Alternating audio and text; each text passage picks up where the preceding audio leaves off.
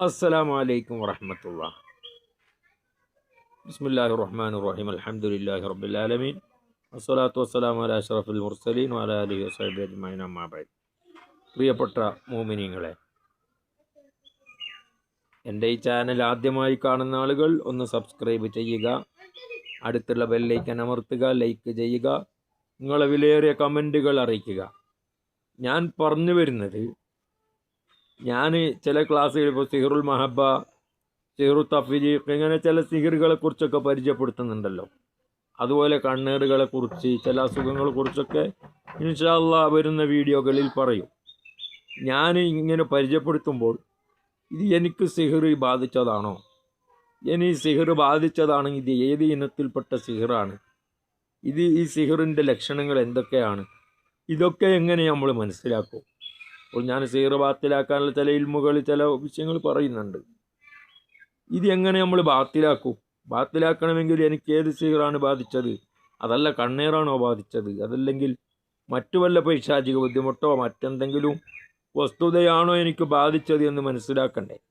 അത് എങ്ങനെ മനസ്സിലാക്കും? അത് മനസ്സിലാക്കാൻ ചില മഹാന്മാർ ചില രൂപങ്ങൾ ചെയ്യാറുണ്ട്. ചില ആളുകൾ വെറ്റിലയിൽ എഴുതിയിട്ട്, ചില മഹാന്മാർ വെറ്റില എഴുതിയിട്ട്, ഖുർആൻ്റെ ചില വസ്ഫുകളൊക്കെ എഴുതി, ആയത്തുകളൊക്കെ എഴുതി അങ്ങനെ കഴിക്കാൻ കൊടുക്കും.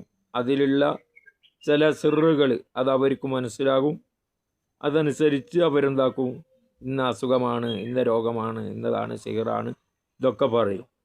ചില ആളുകൾ ഖുർആനിലെ ആയത്തുകൾ ഇങ്ങനെ ഓതുമ്പോൾ ഈ രോഗം പിടിപെട്ട ആളുകൾക്ക് എന്താവും, ശാരീരിക അസ്വസ്ഥത സംഭവിക്കും. അതിലൂടെ കണ്ടെത്തും. ചില ആളുകൾ ഖുർആനിൻ്റെ ആയത്തുകളും വെറ്റില എഴുതലൊന്നുമല്ല, അബുജദിൻ്റെ കണക്കുകളുണ്ട്.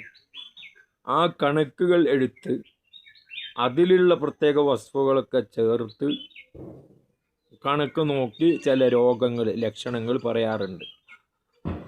അതിൽ ഞാൻ സാധാരണ നോക്കാറുള്ളത് എങ്ങനെയെന്ന് വെച്ചാൽ, ഉമ്മാൻ്റെ പേര് ആദ്യം, ഈ രോഗിയായ വ്യക്തിയുടെ പേര്, എന്നിട്ട് കൂടെയുള്ള ഉമ്മാൻ്റെ പേരും കൂടെ ചേർത്ത് ചില വസ്തുക്കളൊക്കെ ചേർത്ത് ഞാൻ ഒരു കണക്ക് വെക്കും.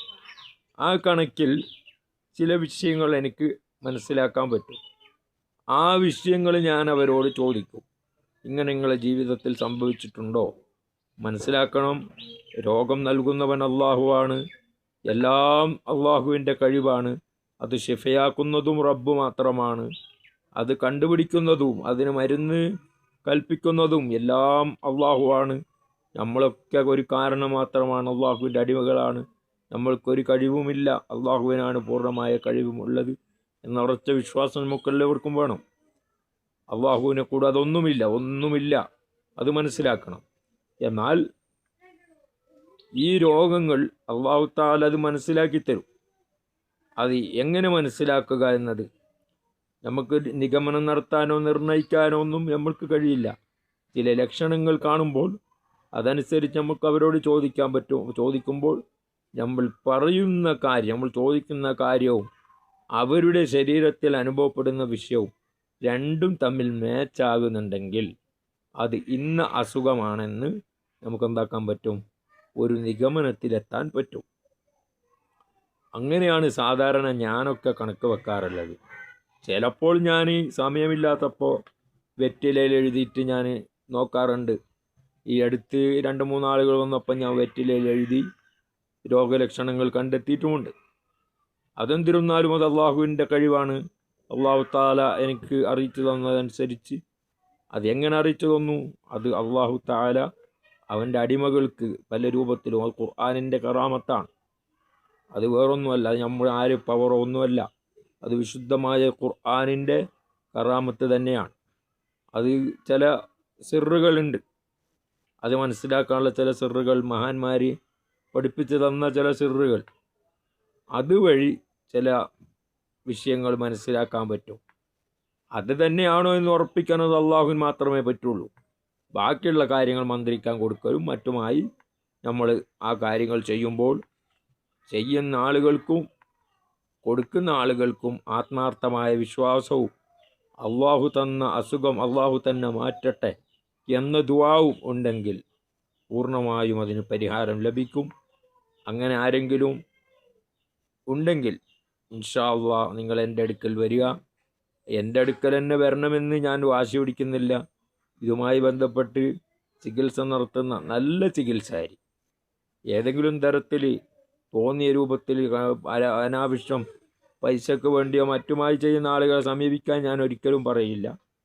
ഹലാലായി നല്ല രൂപത്തിൽ അള്ളാഹുവിനെ പേടിച്ച് തഖ്വയിൽ അധിഷ്ഠിതമായി ചെയ്യുന്ന എത്രയോ നല്ല നല്ല ആളുകളുണ്ട്. അവരെ സമീപിക്കുക. അവരുടെ അടുത്ത് പോയി വേണ്ട ഇൽമുകൾ, വേണ്ട അമലുകൾ ചെയ്യിപ്പിക്കുക. അപ്പോൾ അള്ളാഹു താല അതിന് പരിഹാരം, നല്ല അമലിയ ഈമാനിൻ്റെ പരിഹാരം അള്ളാഹു താല തരും. അള്ളാഹു താല നമ്മുടെ എല്ലാ പ്രശ്നങ്ങൾക്കും പരിഹാരം നൽകട്ടെ. എല്ലാ രോഗങ്ങളും ശിഫയാക്കട്ടെ. അങ്ങനെ ആരെങ്കിലും പ്രയാസം അനുഭവിക്കുന്നുണ്ടെങ്കിൽ ഇൻഷാ അള്ളാഹ് എൻ്റെ നമ്പർ ഞാനിവിടെ കൊടുക്കുന്നുണ്ട്. എൻ്റെ നമ്പറിൽ വിളിക്കുക. ഇങ്ങോട്ട് വരാൻ പറ്റുന്ന ആളുകളാണെങ്കിൽ എൻ്റെ വീട്ടിൻ്റെ അഡ്രസ്സ്, എൻ്റെ പേര് യൂസുഫ് മുസ്ലിയാർ എന്നാണ്. എൻ്റെ നാട് ചിറ്റട, വിരാജിപ്പേട്ടയിൽ നിന്ന് ഒരല്പം ഒരു 5-6 കിലോമീറ്റർ, ഒരു 7 കിലോമീറ്ററിൻ്റെ ഉള്ളിലാണ് എൻ്റെ വീട് വരുന്നത്.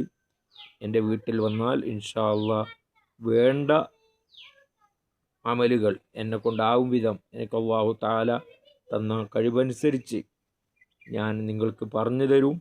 അത് പൂർണ്ണമായി നിങ്ങൾ പതിവാക്കുമ്പോൾ അതിനുള്ള ശിഫ അള്ളാഹു താല തരും. അത് ആത്മാർത്ഥമായി ചെയ്യണം. അള്ളാഹു താല നമ്മുടെ എല്ലാ കാര്യങ്ങളും ഏറ്റെടുക്കട്ടെ. അള്ളാഹു നമ്മുടെ രോഗങ്ങൾക്ക് ശിഫ തരട്ടെ. എല്ലാവരും കഴിവിൻ്റെ പരമാവധി ഷെയർ ചെയ്യുക. മറ്റുള്ളവരിലേക്കും ഇതിൻ്റെ സന്ദേശം എത്തട്ടെ. അവരുടെ കാര്യങ്ങളും അള്ളാഹു താല ഹാസിലാക്കട്ടെ. അവരുടെ വിഷമങ്ങളും തീർത്ത് തരട്ടെ. എത്രയോ കല്യാണം പ്രായമെത്തിയവർ അനുയോജ്യമായ ഇണകളൊക്കെ ലഭിക്കാതെ പ്രയാസം അനുഭവിക്കുന്നവരുണ്ട്. എല്ലാത്തിനും ഖുർആനിൽ പരിഹാരമുണ്ട്. ഖുർആനിൽ പരിഹാരമില്ലാത്ത ഒരൊറ്റ പ്രശ്നവും ഇല്ല. അതുകൊണ്ട് എല്ലാവരും ആത്മാർത്ഥമായി ഖുർആൻ എപ്പോഴും ഓതുക, അത് പതിവായി ചെയ്യുക. അള്ളാഹു താല നമ്മുടെ എല്ലാ അമലുകളിലും ബർക്കത്ത് തരട്ടെ. അസ്സലാമു അലൈക്കും വറഹ്മത്തുള്ളാഹി വബറകാതുഹു.